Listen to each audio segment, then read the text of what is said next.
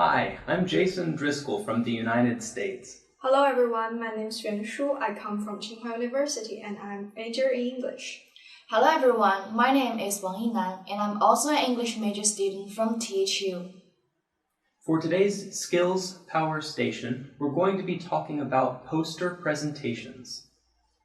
Putting your ideas onto a poster is a helpful way to organize your thoughts and make them interesting to people that might be seeing them rather than just reading them like a paper. Well, Jason, I have a question. As for a post, what's the basic content of a poster?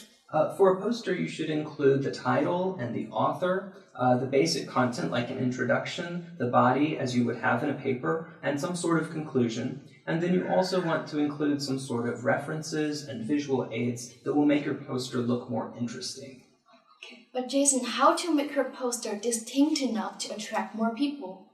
I think that is going to be a matter of creativity, and the ideas that you have for your particular poster might be different than anything that you find in a textbook or from any of your other classmates. One of the special things about poster presentations is how original and creative they allow you to be. So you stick with the information that you're including, but you also get a chance to do it in a creative way, and that is up to you. All right, thank you. Thank you. Now let's talk about references and citations. When you're writing a paper, you need to include citations to the sources that you use so that you can avoid plagiarism. So Jason, do you have any suggestions about how to include reference in your paper? There's two ways that you can do this so that it sounds like natural academic writing. You can have author prominent citations where you list the author and then tell us what they said, sometimes in quotation marks or sometimes paraphrased. And then other times you can just include the material directly from the source, either in quotation marks or paraphrased, and include a footnote or some sort of citation note at the end of your statement so that we know where it comes from. Generally, we'll be able to find the specific reference at the end of the paper in your bibliography. Thank you. Well, I have another question. When we are doing reference and citation, should we use some specific words?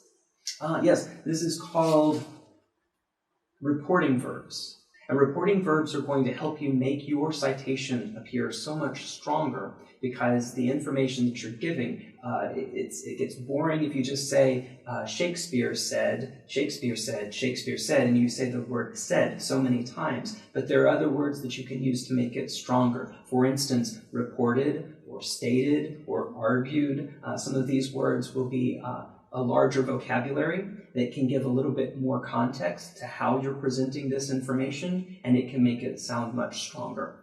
So it's a good idea if you go ahead and familiarize yourself with reporting verbs, perhaps come up with a list before you start writing your paper of words that sound more casual and words that sound very, very strong when you're presenting that information. And this will help you write better.